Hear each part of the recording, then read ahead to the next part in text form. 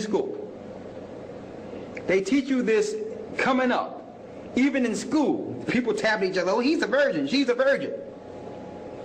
All through your society. Then, for those who might be waking out of their sleep, then they'll come out with a movie, 40-Year-Old Virgin. It's a comedy, but it's still keeping the definition of virgin in your mind, of what they want you to believe a virgin is, so you can stay under the captive religions of ancient Babylon.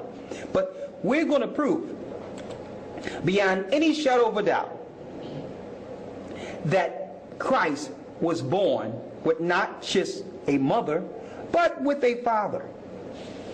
We'll also prove that if he was born any other way according to the scriptures, that it will be against scripture. And you'll have this information also. Now, let's go to Matthew 1 and 22 and 23. St. Matthew chapter 1 verse 22.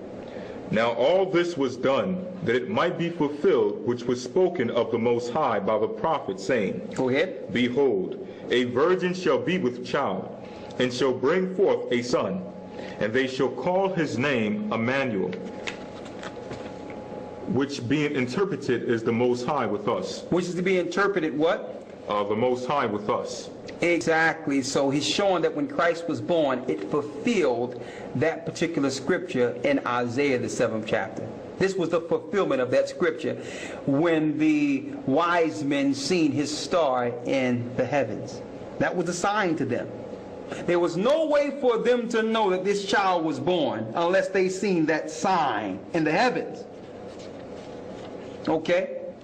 Because who witnessed her having a child without a man partner? Who would know this? That she didn't have relations with, that would be a word of mouth thing where you would have to believe that it didn't happen from her. Nowhere in scripture did Mary ever say she didn't deal with Joseph. Nowhere. But the Christian church spent it. You know how they spent it?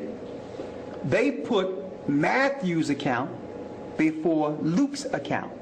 In Luke's account, in the first beginning chapters, she did not know a man. She didn't deal with anyone. But by Matthew's account, it was after she was already pregnant. Now I'm going to prove that. You notice that in Matthew, she's already pregnant. And in Luke, the angel is telling her that she's going to have a child. So which account came first? The one before she was pregnant. So what they do? They flip-flop the books so that you could think that Matthew's accounts came first. And then you'll read Luke and it would solidify that she did not know a man in Luke, when really it should have been the other way around.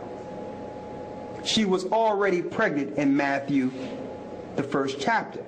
Luke, she was told she was going to be pregnant. So what did the Christian church do? They flip-flop the books and put Matthew's account first, knowing that in the book of Luke, which is after Matthew's, she was not touched. Yes. Now, and I'm going to open it up for questions a little later, but let's get some understanding to this, because you must understand the precepts, and this thing got to be broken down with each point so that we all can understand and get to the bottom of this greatest deception since all theology. Now,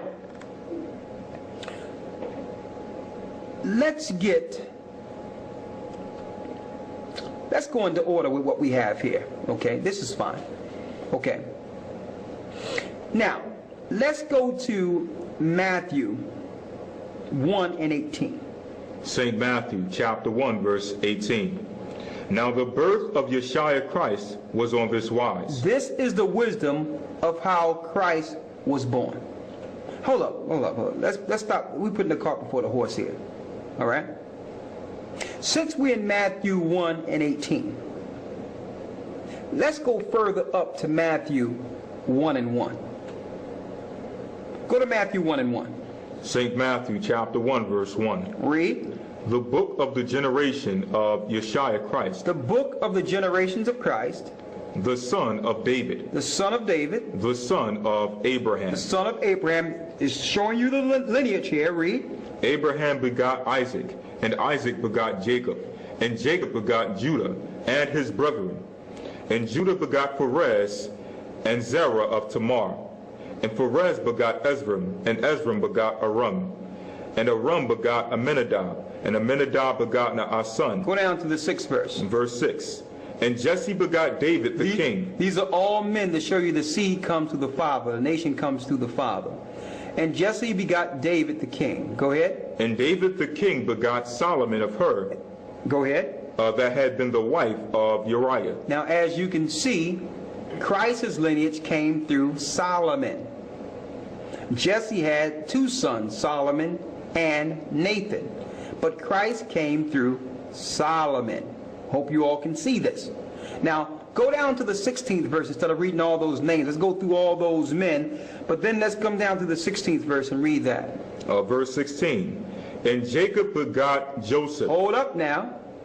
And Jacob begot Joseph, the husband of Mary. the husband of who? The husband of Mary. The husband of Mary. So the lineage goes all the way from the beginning to Abraham, down to David and Solomon, to Joseph, the husband of Mary. Read. Of whom was born Yeshua. Hold up. Why do Christians want to jump straight to the 18th verse and ignore the fact that the lineage comes through Joseph? Somebody tell me the Bible is a lying.